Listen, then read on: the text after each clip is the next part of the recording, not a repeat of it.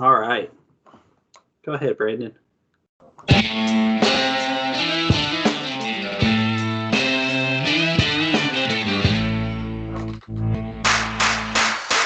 Welcome to the Nest Podcast, your home for nerd entertainment and sports talk, where your hosts, Brandon and Zach, hash out what's happening in video games and sports every week. Enjoy the show!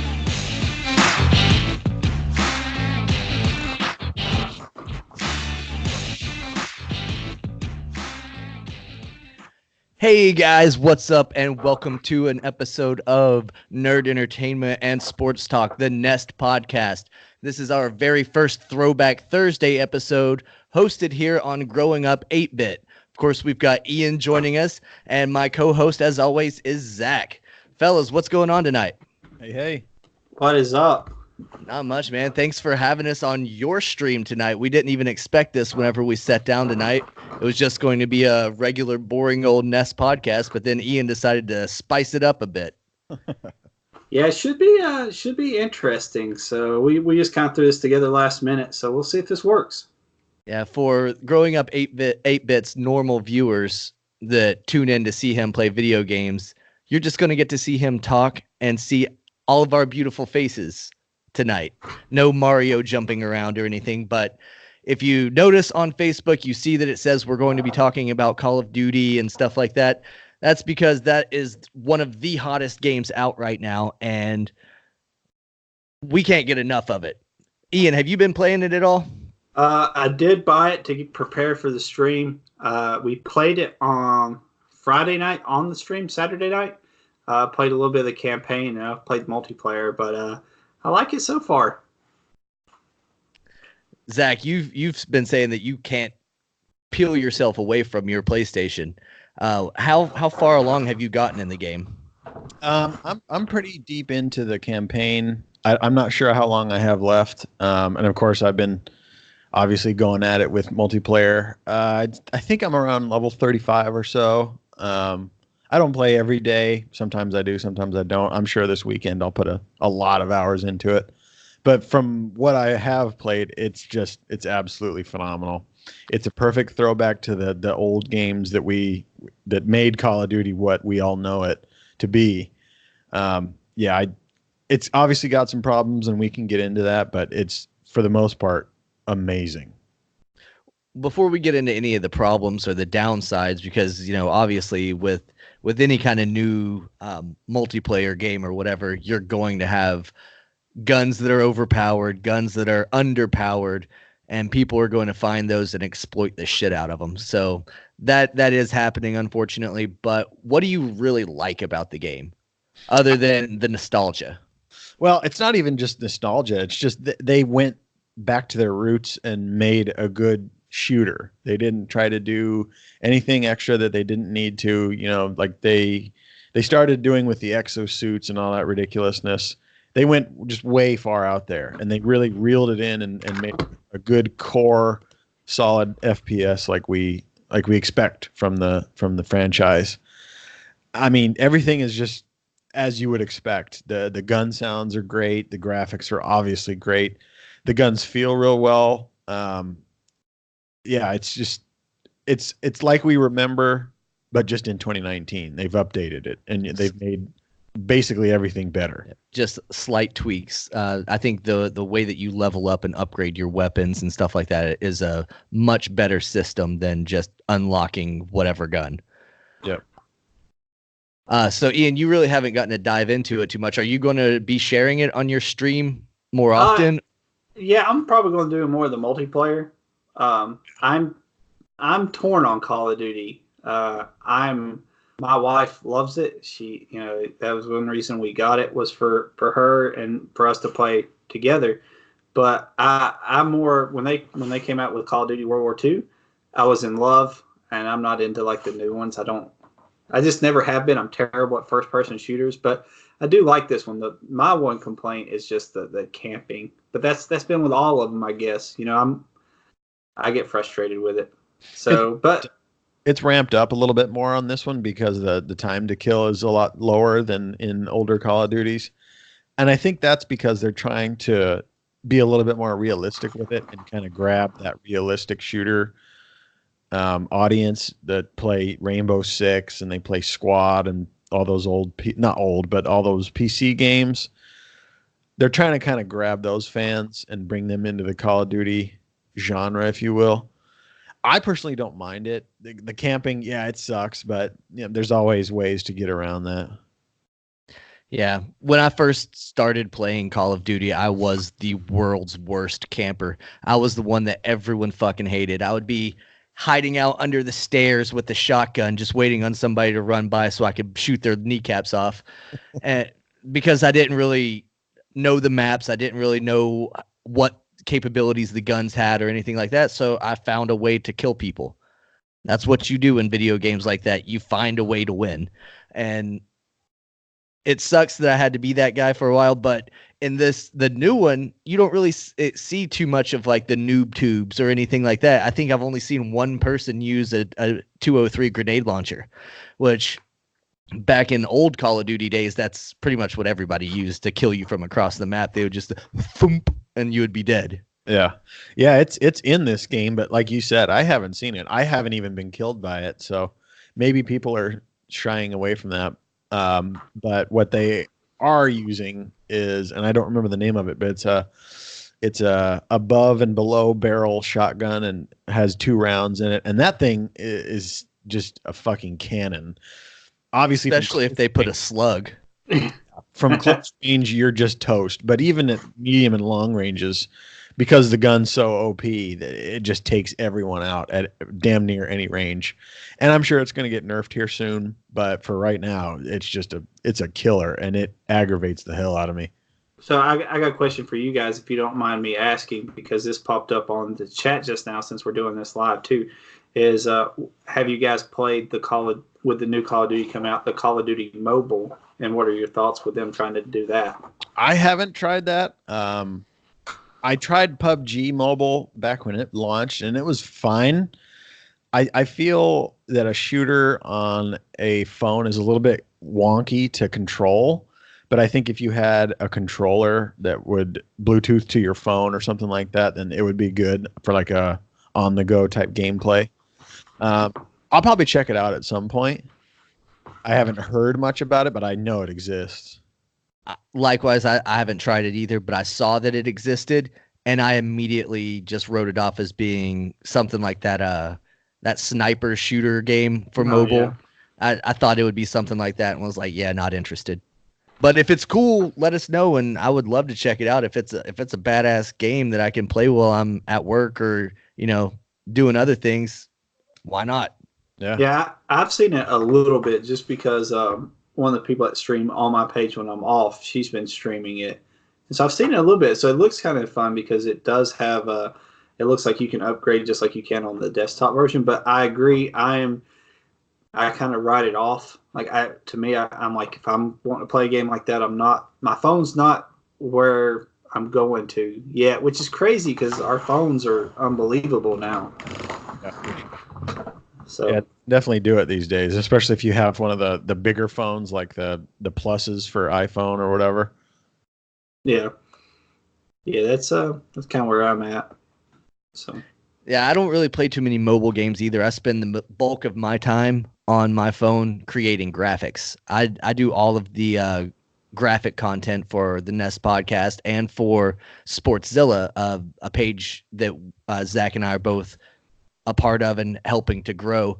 I do all of the graphics for that, and I do it straight from my phone. Everybody always thinks like, oh, you must sit down with Photoshop Light Studio or whatever. It's like, nah, dude, I'm just doing it on my phone while I'm sitting here watching TV. No big deal. Yeah, you use a free app too, don't you? Sure do. Yeah, well, it's a combination of 2 or 3 free apps. I have to do it on one screen or on one app and then take that image and put it into another free app just because, they're limited. Yeah. But they're free, so whatever. Absolutely. Yeah, you can't beat that. And they actually responded. They said, Call of Duty Mobile is a lot better than you think for sure. So okay. Yeah, I'll totally check it out. I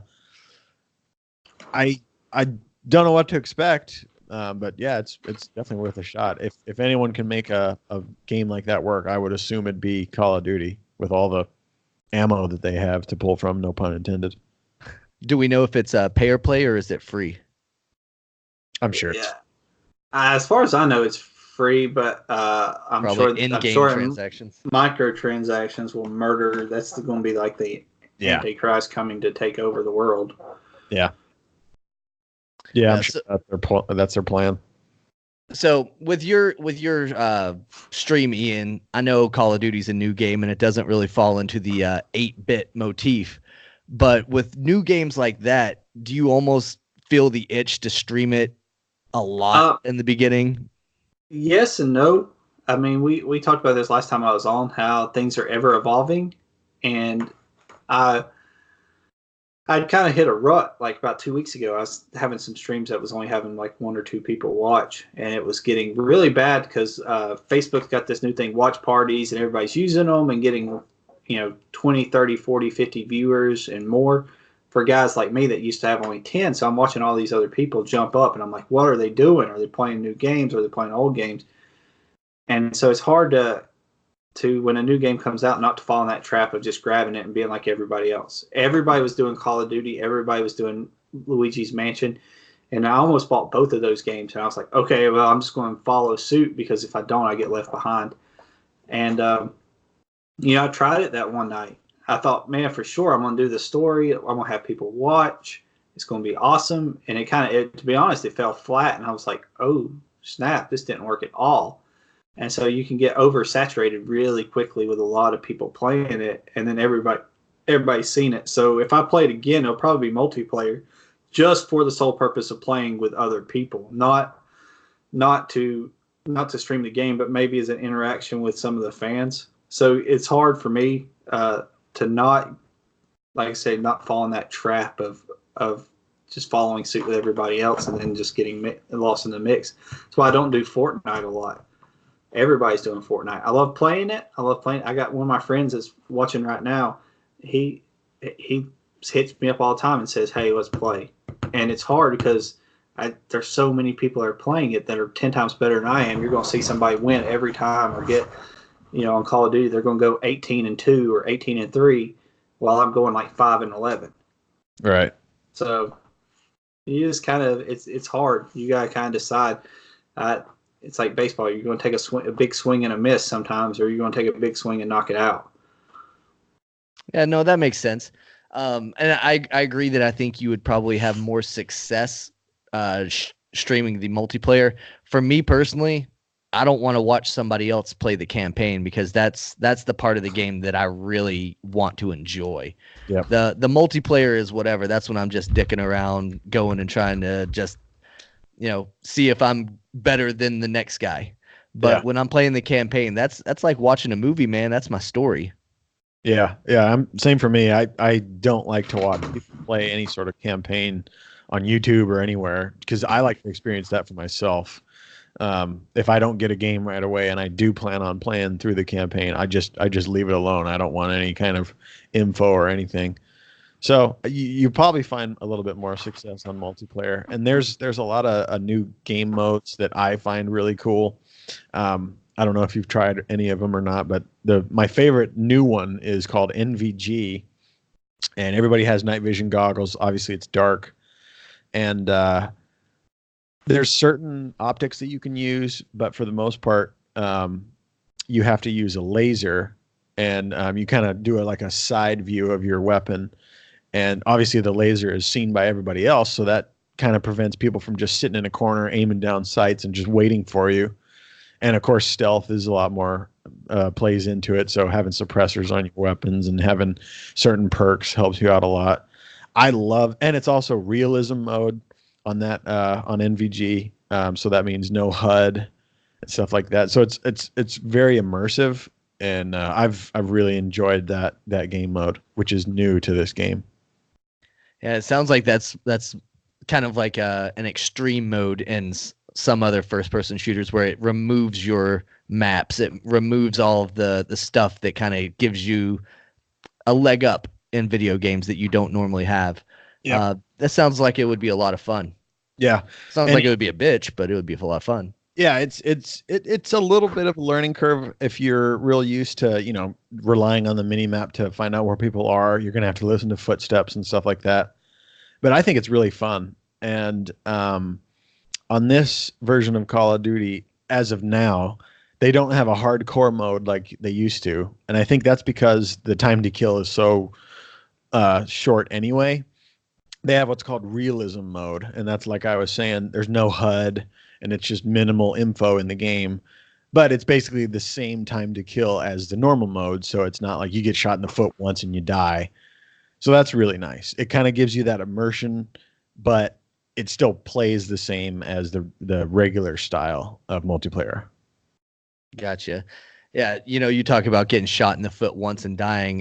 Call of Duty World at War was that way with its survival mode or whatever. You got winged and you were dead, which I mean, probably true to life in World War One.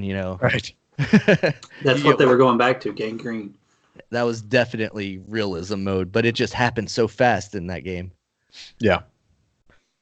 I was trying to think about other games that were interesting and cool to talk about, and I really couldn't think of any that I haven't already talked about on normal episodes of our podcast. And I was talking to my daughter Emma about it, and she was saying that she really enjoys this game called Cuphead. I've heard. Yes. And I was like, what is Cuphead? What are you talking about? And for viewers or listeners that don't know what it is, it's basically a little animated cartoon that looks like the 1930s are back or whatever. Just think of those old school cartoons, the silent cartoons with like Mickey Mouse when he looked really weird. And it's kind of that animation style, but all you fight are boss fights.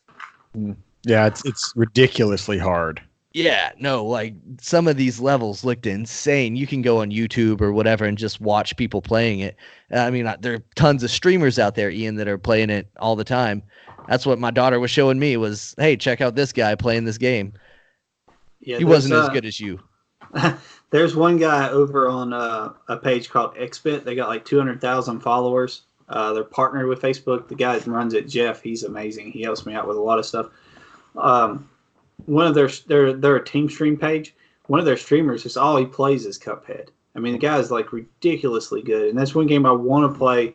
I haven't bought it. I don't know why, because it kind of falls into that modern retro kind of look. Yeah, I was gonna say that seems like it's right up growing up 8-bit's alley. Yeah, I would love to play that game because it looks fun. It looks hard. I've heard it's compared to like Mega Man with how difficult it is. It kind of has a Mega Man look to it as well as the 2D side scroll thing. So yeah, it's one I'm definitely going. I was just talking to my wife the other day about buying it and streaming it, and I think she even told me, she's like, "Why would you want to do that? You're just going to die." So, is it a full $60 game? No, it's like $20. Yeah, that's what I was thinking. But it's not available on PlayStation. So if you're a PlayStation person like, I am, Zach, I know you have one. It's, for as much as we talk about PlayStation having the best and exclusive games, this one they didn't get. And this is Xbox got it. And they just brought it out this year on the Switch as well. Yeah, that PlayStation's close to my heart. That's what I have right next to me. So that's the first console next to me. So I do agree. But there's certain games I'll go for PlayStation, way above Xbox. I'd probably, my PlayStation is a lot closer to my heart than my Xbox is. Well, and I just think for this generation, the level of exclusive games that PlayStation got was just miles above the exclusives that Xbox has. I mean, I honestly can't even name very many that I was excited about for Xbox.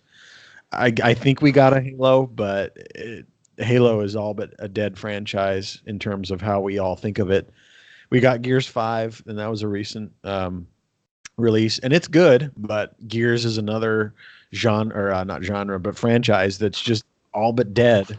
So for exclusive games, which is the reason you pick one console or the other, PlayStation wins by far this year. I mean, God of War, we all love the show franchise because we're big baseball fans. I could go on and on. Yeah, I mean, that one of the ones that initially got me to want to switch was Detroit Become Human. That game was a PlayStation exclusive, and it was fantastic. I named my son Connor, the baby we just had. He's 2 weeks old today. I streamed that game, and that was the first stream that I had that was like, holy crap. I had people that I'd have 10, 15 people watching and 20 comments because everybody was so sucked into that game. And Connor was the only one I had left at the end. And that game, I loved that game so much that we named our son after Connor from that game. That's awesome. I thought you were just a really big McGregor fan. No, he come from that game 100%. I love that game. No, it was fantastic. I ended up playing through it 2 or 3 times just to try to get different scenarios and different outcomes. I always tried to make Marcus.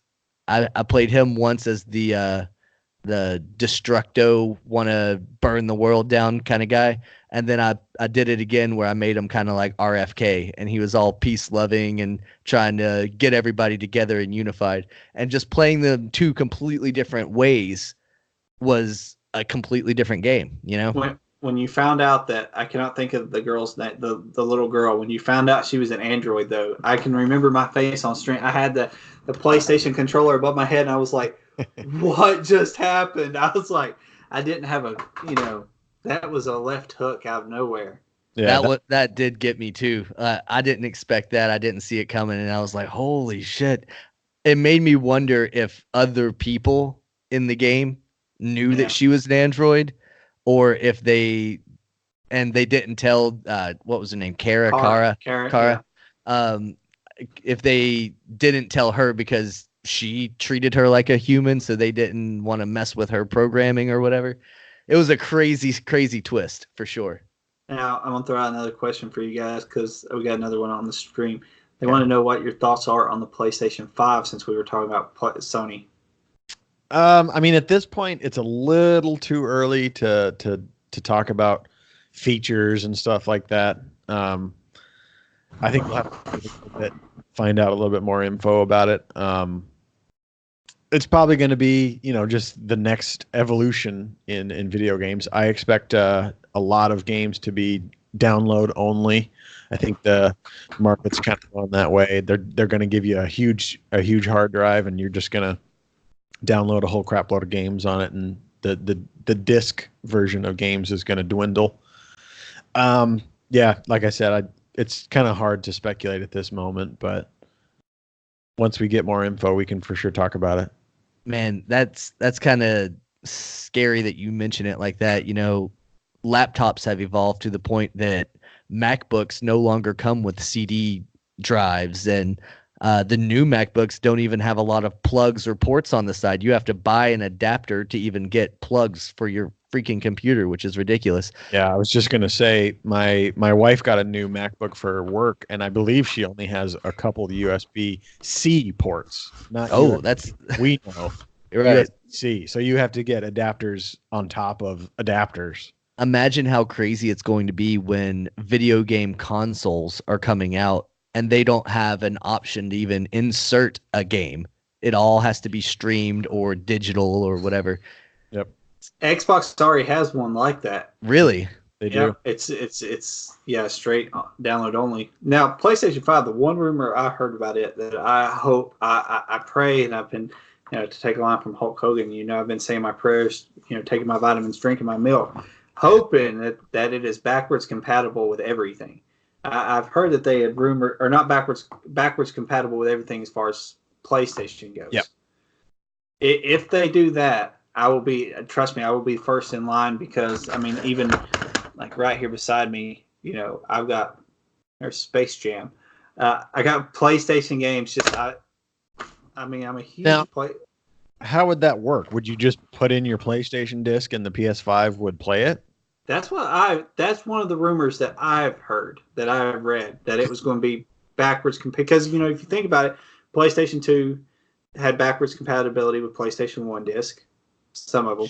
Then PlayStation 3 stopped that. And then PlayStation 4, they didn't. So, they've got the technology to be able to do it. For me, that would be, with retro and this stuff coming back so much, if you've done that, it would be huge. PlayStation 2 is the biggest selling console of all time. Yep. So you have all these people. That's where I loved PlayStation 1. I switched from Nintendo to PlayStation 1. I stuck with it, went to PlayStation 2. And then when PlayStation 3 came out, you couldn't play any of that old disc, and that's when I switched over to Xbox 360. Yep. Yeah, Dude, we followed a very similar path. Yeah, same here. I started on PlayStation 1 as well. And then got a regular Xbox because Halo was so fucking great, and then kind of stuck on the Halo trend until this PS4. I never even owned a PS3. But to go back to the PS5 back compatibility, the only thing that gives me a pause on that is they would have to have, as far as I know, and I'm no tech guru, but I would imagine they would have to have several different laser readers, because the old PlayStation discs were a certain form of disc, and then PS3 switched to Blu-ray, and I think now currently they're all Blu-ray. So wouldn't you have to have a whole bunch of different readers to read all those different discs? My thing, just out loud thinking, and of course I'm not an engineer by no means, but that laser, I think we all remember opening up the PlayStation 2 or the PlayStation 1 and having to clean that laser or adjust it. You remember it get stuck? It's only on one track. So you could have it on one track and then have one on another track, another laser, so it would kind of read, and whichever laser it was that picked up, the disc format, that'd be the one that would read it. I could maybe see them doing that, but I mean, it's even doing something like emulation where it just picked it up and recognized what game it was and started it. I mean, that's how the Retron works. Right. Retron is basically emulation of the game. I think that where the money's at is, let's be honest, they're not making any money off of PS1 games or PS2 games. So if I were Sony, I would release those entire libraries on either some sort of streaming service that you could pay monthly for, because everybody's doing subscriptions now, and you get just access to from PS3 to PS1's entire library for $5 a month or whatever, and you can play any PlayStation game you want. I think that's where the money's at. Yeah. I'd pay $5 a month to play Cool Borders on a PlayStation 5. Yep, you got my money.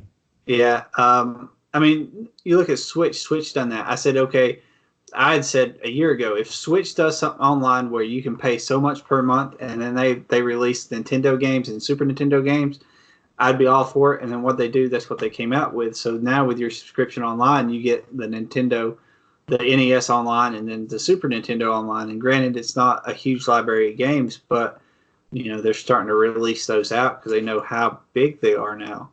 Yeah. Xbox kind of has I wouldn't say similar, but they're in that realm.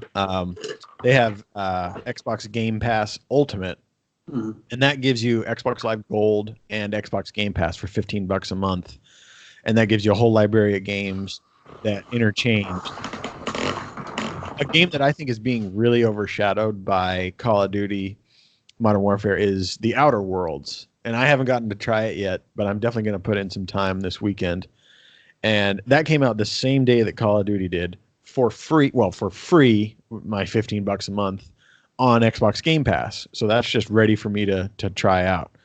And that's another place where I think an all digital console will really thrive, is that kind of, you pay a subscription for a monthly subscription for a library of games. Outer Worlds, isn't that kind of like a Fallout-esque game? Yeah, from what I can see, that's basically what it is. Yeah, my wife played that one too. My best guess is it looks like to me a mix between Fallout and No Man's Sky, which No Man's Sky fell flat, so anything would be better than that. But it looks kind of like a mix between the two. I've heard that No Man's Sky has really rebounded, and they've fixed a lot of stuff. Oh yeah, I haven't played it since it first came out. When it first came out, it was terrible. I've heard that too, but it's a game that has kind of caught my eye, but I haven't pulled the trigger yet. It looks very intriguing. You basically can just explore the world, and it's almost never ending, and it's interchanging, and you go to different planets and do different stuff. So this sounds fun. But we did call our episode Throwback Thursday, and we've been on here for about 30 minutes, and we haven't talked about anything throwback, so we're kind of failing in that regard, guys. We're going back to the Thursday that Call of Duty released. Yeah, that's true. Yeah. Yeah, way to save that one, Zach. Um, Ian, what's going on your stream? What's your schedule looking like this week? I haven't seen Final Fantasy VII in a few weeks, and I've been Yeah. severely disappointed. Yeah, so I've completely just wiped the board with everything. I'm going back to Final Fantasy. I've got to throw it back in there on a day. But I asked people what they wanted to see more of, more modern or more retro. I put that up on my page as a poll, and it was like overwhelming, like 60 something votes for retro and like 8 for modern. So I'm starting to try to tweak back around days to do more retro. Um, I'd got kind of more into the modern stuff, and I think I kind of pulled too far away from what I was doing. So uh, you're going to see a whole lot more retro on my page, which is what I want to get back to. I want to get back to my roots. But I'm still going to I'm going to have that dedicated day for Final Fantasy. And then after it, it's probably going to be another, like a Chrono Cross or like a long-term game, ones that I want to mark off my list of stuff. But you may start seeing them 2 days back to back to trying to get them knocked out. Yeah. Yeah, it would take forever to get through a game like that 1 day a week, 2 hours a week. Yeah, that's where you either got to sacrifice grinding and then hope you can beat everybody based on skill and luck, or you just grind and it's just going to take forever. So you're gonna see a lot more retro. You're going to probably only now see 1 day of modern games. That'd be like the online. So I'm going to try to get back to what I was doing when I first started, which I kind of pulled away from. That's why I said it's ever evolving. Things are changing every day with it.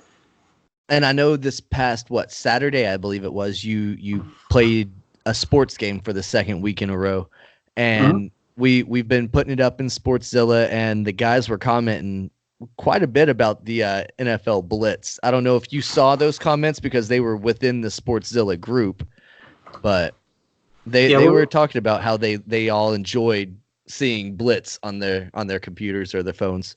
Saturday was a hard stream. Saturday, I started out with Blitz. For some reason, I lost the audio on the 64. So a lot of these games, I'll play the actual disc or the actual cartridge. I'm not using ROMs. So I thought, okay, I'm having problems with my converter. So I was like, okay, something's wrong with my 64. I've just got to go to plan B like really quick. So I ended up switching from Blitz. So I was like, okay, let me try an emulator on the computer. Or no, I didn't try an emulator. I'm sorry. I tried the Sega Genesis Mini. I was like, I'll plug it up, just play some Sonic or something to try to finish out the stream. I ended up with the same problem with no audio. So Saturday was really hard. I ended up cutting it short, but I'm going to keep up with the sports games. You're still going to see Sports Saturday. That one's not going to change. But they're all going to be retro. And hopefully I just won't have the issues. You guys seen how hard this can be trying to get set up sometimes if something goes wrong, especially in the middle of while you're live. Yeah, it can be a pain. We originally planned to come on at 7:00 tonight. We didn't actually start broadcasting till about 7:30 because we came up with the idea to stream it live and see how that would actually work. And hopefully it's working. It seems like it is. All the comments coming through haven't been complaining that, hey, this guy's too loud or can't hear this guy or whatever. So it sounds good to me. Yeah. Yeah. Sure. This was a good idea. Yeah, that's the cool thing about doing stuff like this, the user created content, man. It's what you're doing today and what you're doing tomorrow can be completely different. And that's what makes it fun and exciting. Yeah, absolutely. It seems like we were talking before we came online. Zach and I have continued to evolve our podcast for the almost year and a half we've been doing it now. Yep. And it started out with just two guys plugging Xbox headsets into their computers and talking, and it's morphed into, something that we look forward to doing every week. And normally we just talk about sports and things like that, but we love getting the chance to come out and talk about video games or any kind of movies that are kind of nerdy or whatever. We love talking about stuff like that. We love going off on tangents about Quentin Tarantino movies and stuff like that. So you never know what you're going to get whenever you tune into the Nest. It's something different every single week. Yep. Yeah, so it's good. I'm excited to help you guys out and get this get this part of it, working for you guys, and hopefully this will be something you can continue to use, because this is interesting. I know for you guys it's a little different, because for me, I'm used to I keep looking over at the chat to read what people are saying as they're going. So that's one thing that you guys, it's a different world when you're having to focus on what you're trying to say, and then you're trying to read and answer people too, because they're 20-25 seconds behind us. So what they're asking could be something that we already talked about, and then you got to circle back around to answer their question, or remember what did I ask, because I've done that before. I'm like, what are they talking about? And I'm like, oh yeah, I remember. Oh, I didn't realize that there was such a delay in what we were saying. Yeah, that makes a lot of sense now, because I'm trying to keep up with the comments and stuff on my phone. That's tough. Like you said, that's a completely different world. We're not used to having close to real-time feedback. If we did, we would probably get fact-checked a lot more, and people would realize that we're full of shit a lot more than we really are. But it is cool. I like it, and it's something that I definitely think that we can implement in the future. And, this Throwback Thursday segment, if you will, is something that I want to keep going every month. With the first Thursday of every month, I want to have you on, and maybe we can even get other streamers and stuff like that to come on, and we'll just talk video games, talk about whatever's going on in the latest in that world, because it's obviously something we all like and enjoy. Absolutely. Yeah, that's the interaction with people. That's what makes it so cool, is just seeing them comments from everybody. That can either drive you really well, or that can make it where you see it and nobody's commenting, and it is a gut punch in the stomach, because I've said this before, I'm really just a guy sitting in my room talking to myself. And if I'm not reading comments and I don't have that interaction with people, it's hard to stay motivated. It's tough. I mean, I've done the podcast too. Podcast was a lot easier for me to stay motivated too, because I didn't have to worry about that interaction. Doing the stream's tough. It was tough getting in front of the camera, being okay with showing my face and talking to everybody on camera, and then trying to figure out ways to keep conversations going on with people, be entertaining while playing the game, while figuring out where to go, while half the time my daughter is beating down the door, saying, "Daddy, it's your first baby," and she's like beating down the door wanting to come on stream. So it keeps it exciting and fun. So I'm excited to see how you guys do once you guys learn to do this, keeping up with the comments. Yeah, that'll be fun. Yeah, we'll probably just ignore them half the time. People will be like, you're wrong. You're wrong. And we'll be like, yeah, just screw you guys. We're on our own thing over here. No, I'm just kidding. We try to engage with people that ask us questions, or we've got a voicemail line set up so that if anybody has immediate reactions to like a last minute buzzer beater, or a kicker shanking a game-winning kick or whatever, we open up a voicemail line so that people can call and bitch and complain about their team sucking or whatever, Yeah. It's enjoyable for us. We get to laugh at your misery, and you get to vent your frustrations. It's a win-win. Yeah.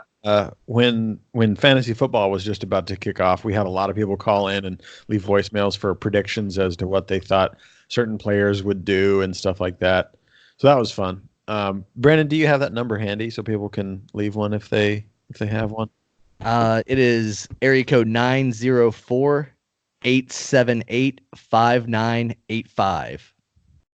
Yeah, and then if you leave something, we'll play it on the podcast, and we'll talk about it, and we'll either agree with you or not, and that's that. Yeah. I don't know if you've seen the comments. Chris says, why does Brendan hate DC? And Outer Worlds is everything Fallout should have been, but failed at. Okay. Yeah. I see you looking at the comment. Is that Chris Sharon? Yeah, it's Chris from Locker Room Talk. It's another podcast that we're good friends with. We've had them on our show. I've been on their show a few times. Chris is one of the hosts of that, and they are huge MMA fans over at Locker Room Talk. Yes. And specifically, they are huge fans of Daniel Cormier, and they think he's the greatest thing since sliced bread, but he can't beat John Jones. and he's lost twice to him. So we're on kind of opposite sides of the field there. We're John Jones fans, and they're DC fans. I think they hate on John more than we hate on DC, but it's kind of a little fun rivalry. But isn't he like the Drago of Rocky? You know, the injected up. You know, isn't DC kind of like isn't? I mean, that's the way it looks to me. I mean, the DC's Rocky, and you know, and John Jones is Drago. Drago. You think he's juicing? Yeah, I think he's juicing. Oh man, he's just fueling Chris's fire right now. Yeah, I know. We're gonna get in a whole conversation about picograms and stuff like that, and your video game audience is gonna be like, "What the hell are these guys talking about? What is USADA?" and you got another one that says Zach hates Nate Diaz. I definitely wouldn't say I hate him. I just think Jorge Masvidal beat the shit out of him. This show really took a left turn there. It really did. Locker room talk took over. Jesus Christ. To throw it back to Throwback Thursday and to tie this in with video games, though, did you guys ever play the UFC game on Dreamcast? Did you ever see that game? UFC game. You want a good UFC, like a throwback UFC game? Find you a Sega Dreamcast. You can find them cheap for about $60, and they've got a UFC game for that, and it's got a Tito Ortiz and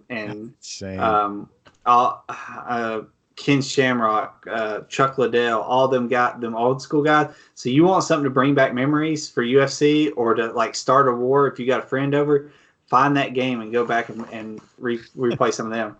Do you have it? I don't, but I do have a first gen Dreamcast, which you can burn goons for. I won't say whether I've done it or not, but I can get it, and that may be one I do on Sunday if I can find an actual copy of it. I was going to say that's a perfect one for your sports night because a lot of those guys are diehard MMA fans. Yeah, we would love to have you play that. Even if you find like an emulator or something that would be easier for you. I'd love to watch that game. That sounds great. I played the crap. Tito Ortiz was the man, the Huntington Beach bad boy. He essentially invented ground and pound. Yeah. Hey, he was UFC was crazy back then though. You got Tito and Chuck and them battles and Matt Hughes. Matt Hughes is I've read his autobiography like 3 times. The only book I think I've ever read in my life that I wasn't forced to was school. Yeah. Yeah, those are all the legends of the glory days of UFC. Yeah, that'd be fun. I'd love to watch that game. I'll see if I can find a legit copy of it and do that on Thursday. I'd like to play the Dreamcast. I haven't played it in a long time. I actually have my original Dreamcast sitting here beside me. That's probably my first or my favorite disc-based system of all time is the Dreamcast. You know, that's a console I don't think I've ever played in my whole life. I know I haven't ever played it. Yeah. I think I have some sort of foggy mix of playing one of those demos, Walmart or one of those stores where they just have the controller sticking out of the case or whatever, and you can play like 10 minutes of a game or whatever. I think I may have done that, but I've never sat down and played a legit Dreamcast game. It's right here. This is my original one from when I was a kid. This game, I'm telling you, some of the best sports games that you will find on any system, even now, is on that NBA. NFL 2K was amazing on it. NBA 2K1, which a lot of them, granted, were like ESPN and 2K games that were so good on that system. But to me, the best sports library on anything was on the Dreamcast, hands down. So yeah, even Chris agrees with me on that one. Says Dreamcast was ahead of its time. Yeah, it's too bad that Sega up and died to that console. Yeah, it was too. If it came out right before PlayStation, I believe PlayStation 2 did, and I think PlayStation 2 wiped it out with the fact that you could play DVDs and stuff like that. So if you had that capability, who knows where we'd be at now if they'd have just waited a year. Yep. No kidding. Yeah, you're Yes. getting a lot of people saying Dreamcast is. John Paul says Dreamcast was amazing, and and you get some more trash talk about DC, by the way. Yeah. See, just like I said, we would probably ignore the comments. I've already forgot about those two bozos. I'm just kidding. I love Locker Room Talk. Those are some great dudes. Yeah, they are. Yeah, if anyone out there listening or watching on Ian's stream is an MMA fan, they have a great podcast that they go in depth in this stuff. They're both jiu-jitsu practitioners themselves, so they know what they're talking about. Brandon and I, of course, cover UFC on our show too. We do a weekly show on Mondays that covers the sports of that given week. Obviously, right now it's mostly NFL, college football, and any UFC that's a big card that we both watch, and we'll both talk about it. But the Locker Room Talk guys go real in depth, and they, like I said, know what they're talking about. We're just a couple of guys who like to watch people punch each other in the face. I couldn't take a punch. I'd take one punch and that'd be career You're over. Especially from some of those guys. Oof. Yep. Yeah, I'd be the one that just ran around and just laid down and tapped. But I couldn't take it. Cannot take a punch to the face at all.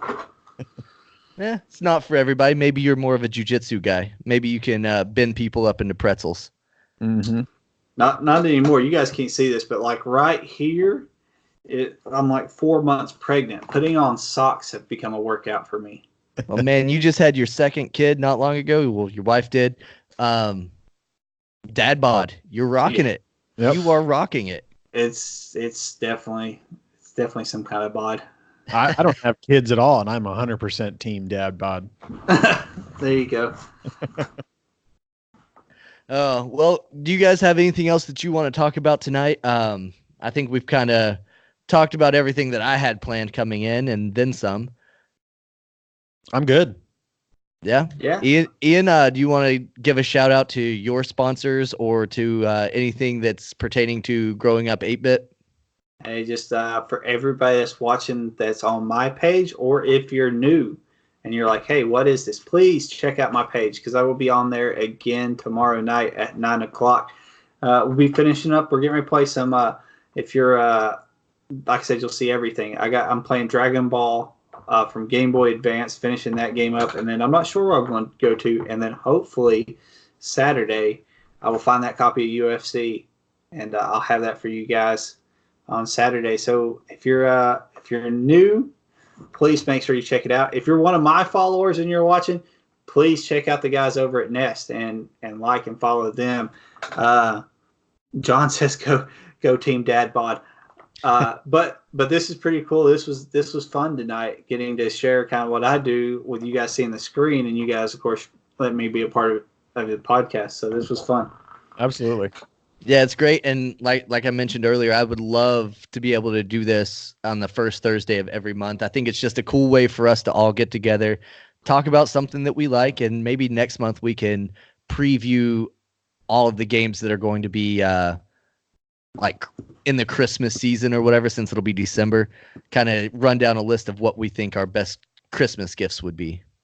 Yeah, absolutely. And I think doing it monthly is good because it gives enough time between episodes so that things can happen and games can come out so we can talk about them instead of just reiterating the same stuff over and over. Yeah, because otherwise I'm just going to sit there and mention the same few games that I play and that I know over and over again, and people are going to be like, dude, this guy doesn't do shit.